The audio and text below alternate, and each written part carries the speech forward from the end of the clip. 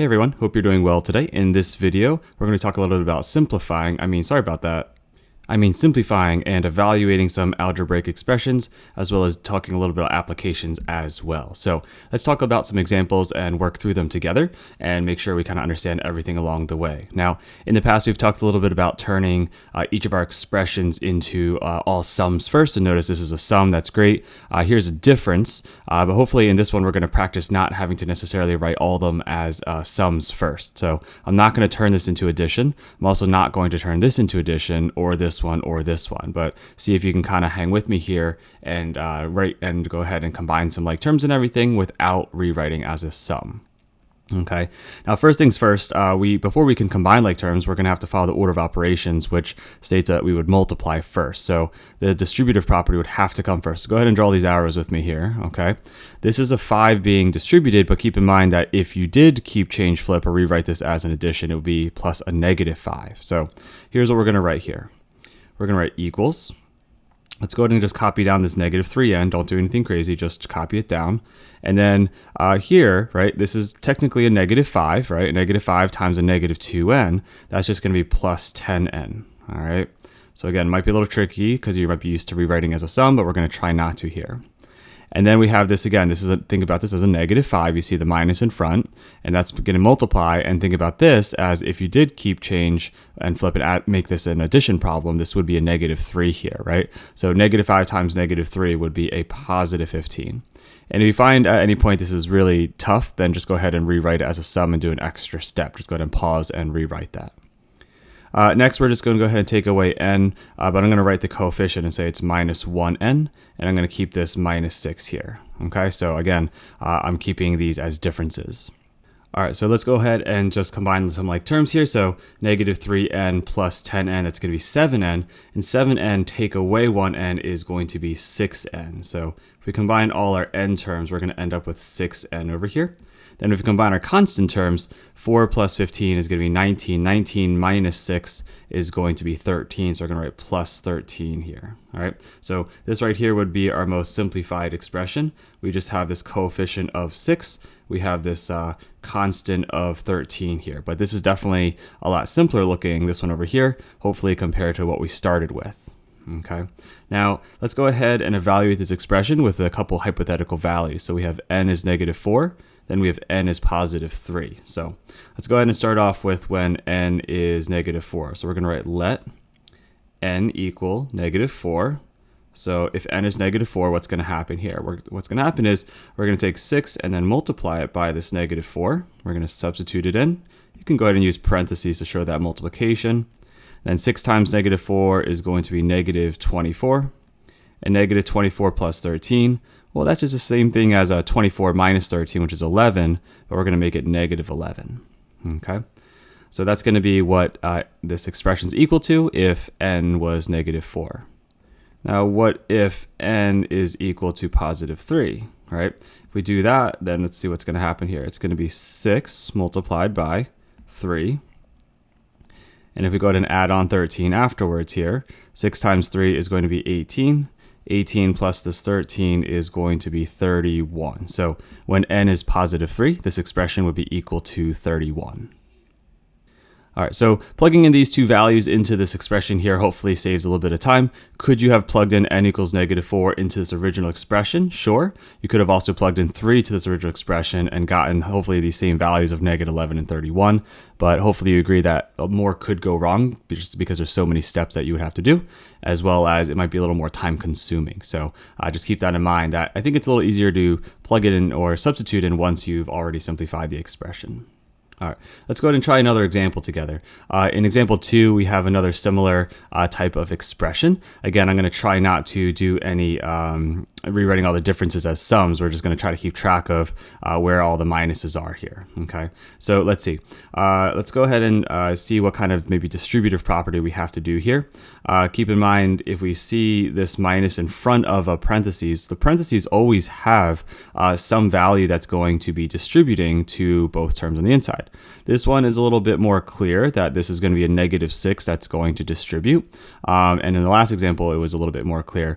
But in this case, just keep in mind mind if you're like not sure what it's going to be a 1 here. And if you're trying to justify that, the identity property of multiplication hopefully can back that up, that if you don't see a number, it would have to be 1 by default that you're multiplying, right? So when you're multiplying, if there's something invisible that you're like, I think there's something here, it's going to be a 1. And same thing for adding or subtracting. If you're adding or subtracting and nothing's changing, that invisible number is going to be 0 by the identity property of addition.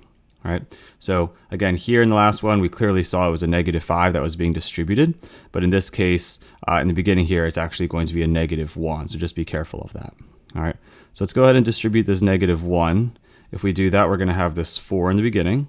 It's going to be -1n. And then this -1 multiplied by this -2 is going to be a +2. Okay. And then let's see what's going to happen next. This is technically a -6 if you add the opposite and rewrite it as a sum, but we're just going to try to keep that in our head. This is going to be -6 times +2n, so it's going to be a -12n or just -12n. Again, you could write plus -12n if you wanted to. And then -6 times -5 is going to be a +30. Afterwards, we still have this -4 and this -5n. But hopefully at this point, you notice there's no more multiplication because we did both distributive properties. All right, let's see. Let's go to combine some like terms. So let's start with the variable terms first. So -1n, take away 12n, that makes -13n. -13n, take away 5n is going to be -18n.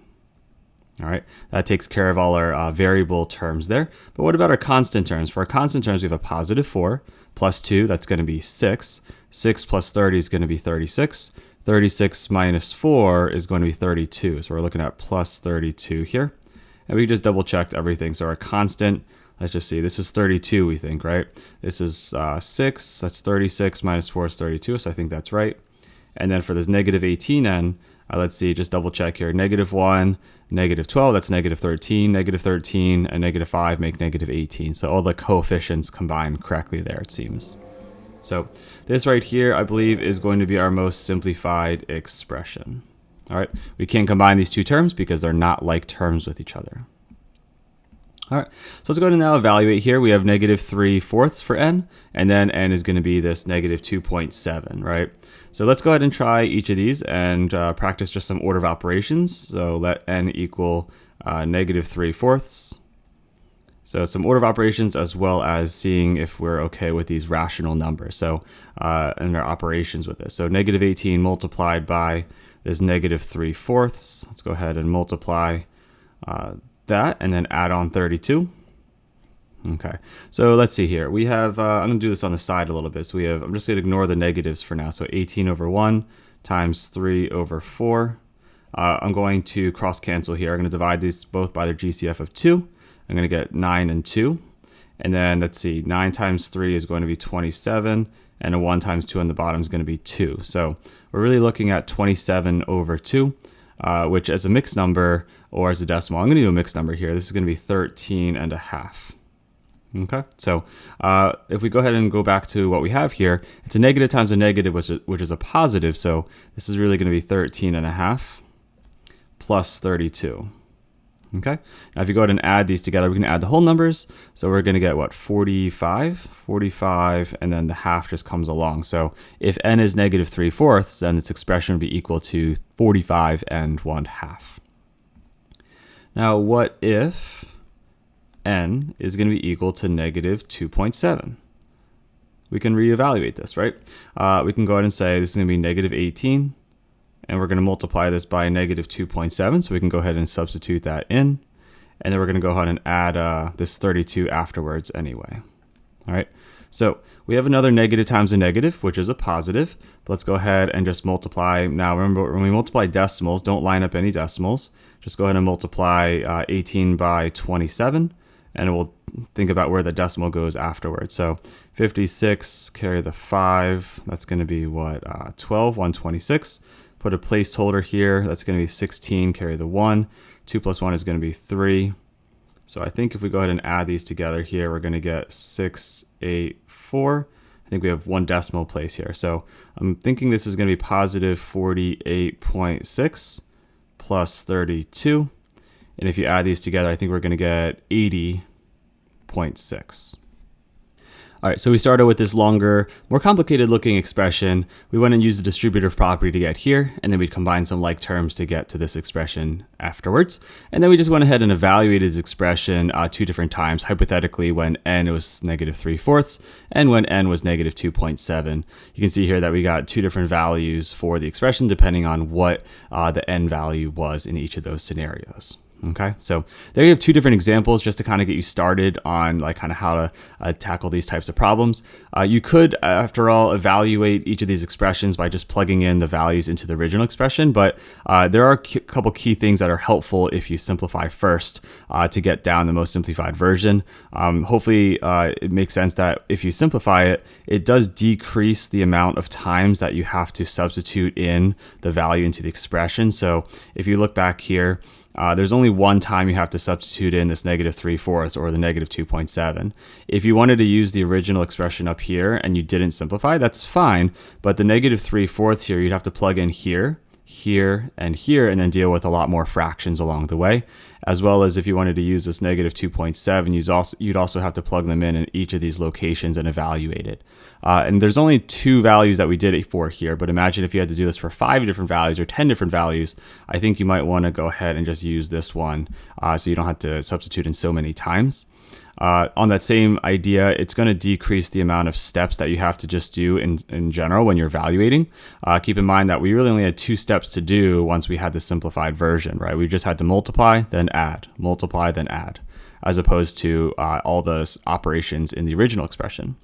And finally, it does decrease the amount of errors that you can make as well. I think that people are going to make less mistakes by just multiplying and adding, as opposed to all the different operations that you'd have to do and make sure none of them go wrong when you're dealing with the original expression. So for the replicability and just like doing this over and over again, I think we're going to be more successful in general with less steps to do. All right, so hopefully that makes sense as to why we would maybe want to simplify before we evaluate. Okay, let's try an application problem together now. It looks like Lena wants to buy 3 types of king-size candy to share with her friends. We got Sour Patch Kids, we also got Reese's Cups, and we got Twix. So those are the 3 types of candy. The Sour Patch Kids are going to be $2.25. The Reese's Cup packs, I think there's going to be an apostrophe here. Sorry about that. The Reese's Cup packs are going to be $2.75. The Twix packs are going to be $1.75. Lena's going to buy 25 total packs of candy. We just don't know which ones she's getting or how many of each one she's getting. But she will be getting all 3. Let's go ahead and write an expression that represents the total cost. So we want to try to find an expression that tells us how much in total she would be spending. We know that we're going to have a few different variables here. We have S, that's going to be the number of Sour Patch Kids packs she buys. R is the number of packs of the Reese's Cup packs. T is going to be the number of Twix packs. So what would be an expression that would tell us the total cost? Well, let's go ahead and say the total cost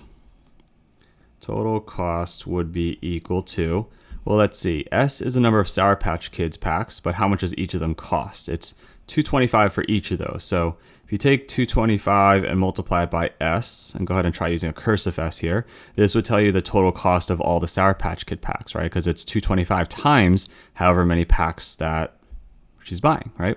Plus, what would be an expression we could say for the amount of cost for the Reese's Cups? Well, the Reese's Cups are $2.25 each for each of these Reese's Cup packs, so it's R. So we can say it's going to be $2.75 times the number of Reese's Cups packs. So we can put an R there. So this coefficient tells you the cost. This variable tells us how many we're buying. This coefficient tells us the cost per each one of these that we're buying of the Reese's Cups. Finally, for the Twix, what's the coefficient going to be? Well, the Twix packs are $1.75 each, so it's going to be 1.75 per each of the Twix packs. So we're going to put a T here. This right here would be an expression that would tell us the total cost. And again, total means we're adding up all the costs of each of these. All right, in part B, it says, let S be the number of Sour Patch Kids packs that she's buying, and R is the number of Reese's Cups packs that Lena's buying. In terms of this S and R, how many Twix bars or packs are Lena going to buy here, right? So let's see.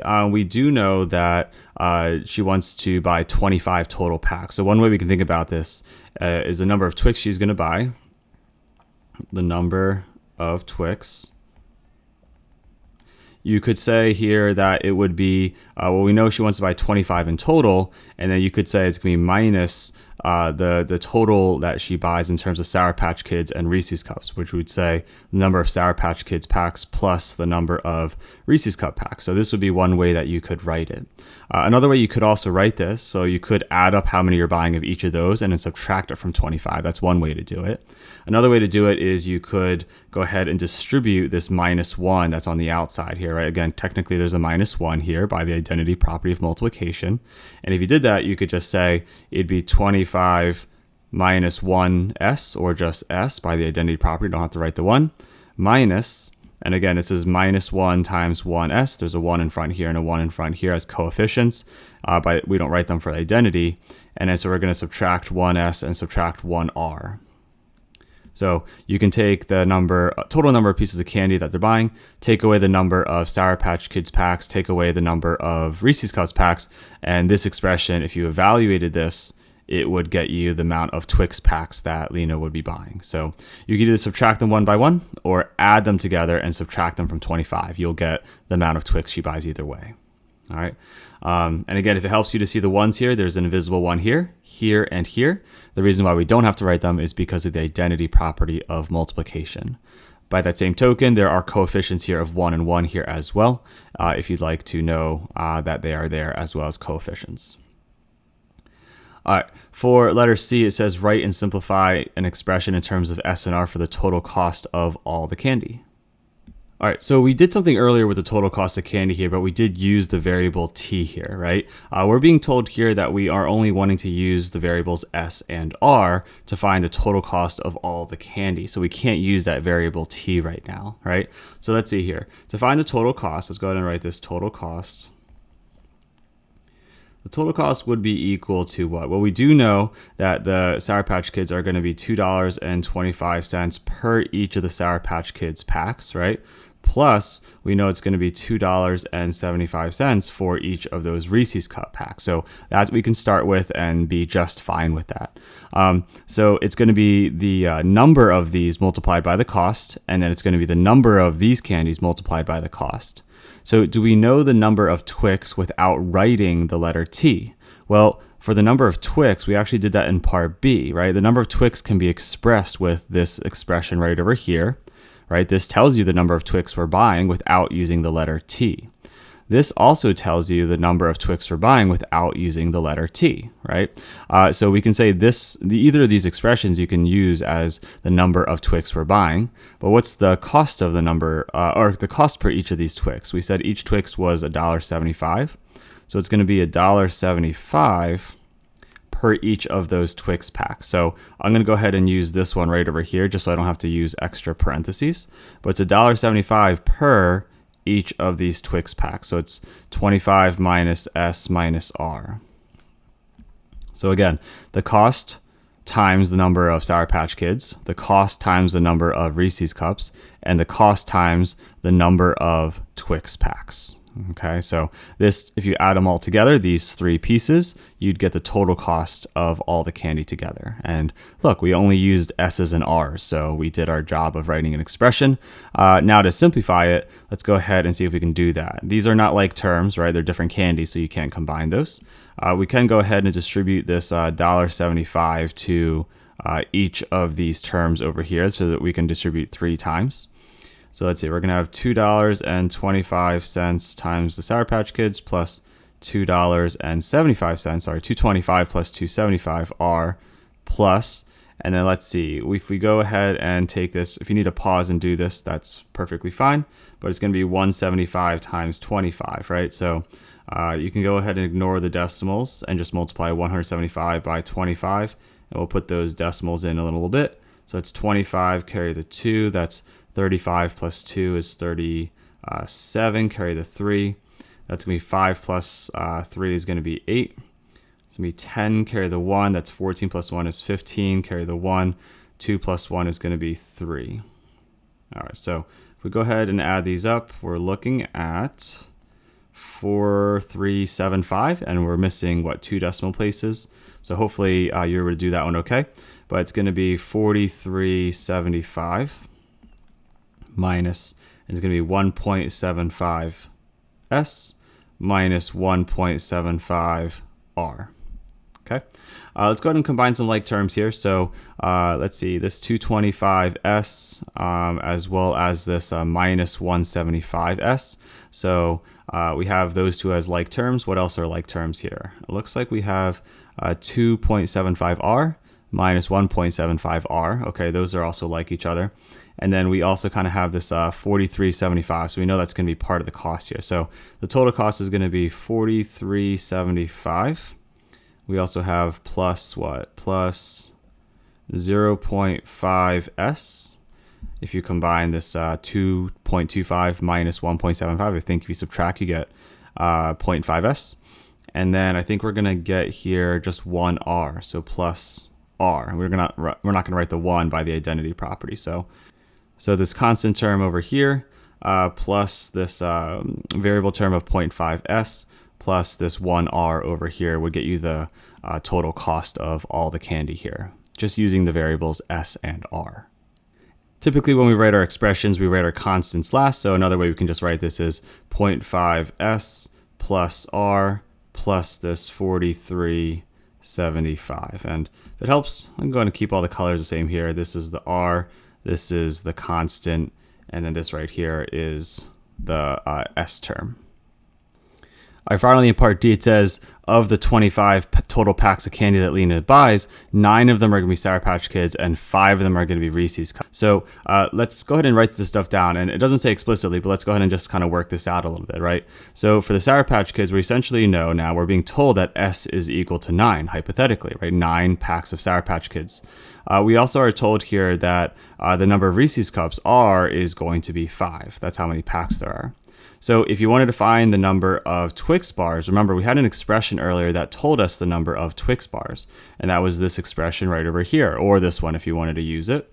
So if we wanted to find T, all right, we knew earlier that T was going to be equal to 25 minus S minus R. Now we know what these values are now, right? It's going to be minus S, which we know is going to be 9, and we know R, which is going to be 5. So 25 minus 9 is going to be 16, and then 16 minus 5 is going to be 11. So we do know that Lena is going to be buying 11 of these Twix bars. So could we find the total cost if we now know each of these? Well, sure. We can plug in our values. So if we want, we could go ahead and figure out the total cost of all the candy, right? We don't even actually need this one over here. We can actually use this expression here. Or if we have all 3 variables, it might be also satisfying to kind of use this one right over here. So I'm actually going to go ahead and just take this expression and see if we can use this to figure out what our total cost is going to be. So this right here is our original expression, and it's going to be 225 multiplied by 9 here. So I'm going to go ahead and substitute in 9 plus 275. So we had 225, 275. This time we're going to substitute in 5. And then finally we have $1.75 for every Twix, and the number of Twix is going to be 11 here. Now, I decided to use this one. Could you use this one? Absolutely. It's technically less work because this is already a constant that doesn't change. This one, you don't have to multiply R by anything except 1. So it's identity property multiplication. And here you just have to multiply S by 0.5, right? So at this point, I'm just going to use a calculator to kind of speed up the process. But if you feel like you want to practice your decimal operations, feel free to do that on your own. So this is going to be $20.25 for all the Sour Patch Kids, plus, and then $2.75 for each of those 5 Reese's Cups. That's going to be $13.75. Plus, if you take the $1.75, multiply that by 11, that's going to be $19.25. Now, what if you add all these up together? Well, if you take the $20.25 plus the $13.75 plus that $19.25, we're going to get a grand total of $53.25. So we can go ahead and conclude that the total cost is $53.25. and 25 cents. So that would be what we would write in conclusion here. I think that's pretty much like the main conclusion. I think we just didn't write out the question explicitly here. I think that was just a mistake or a typo, but I think that kind of makes sense intuitively too, of like, what would we maybe want to find out? I think it makes sense that we would want to find out maybe how much money all the candy is going to cost Lena. That would be a pretty reasonable question to ask here. Okay. If you wanted to go ahead and plug in this 5 over here and this, and for good measure, if you just wanted to go ahead and try plugging in this 5 right over here and this 9 right over here, you can go ahead and do so, right? And see if you also get this 53.25, just for that satisfaction of knowing that it works out either way. All right, so hopefully you found this video helpful. Hopefully it helped you feel a little bit more comfortable with dealing with these types of problems. And you can go ahead and use this to go ahead and try some additional practice problems on your own. So as always, keep up the great work that you're already doing, and I'll see you next time.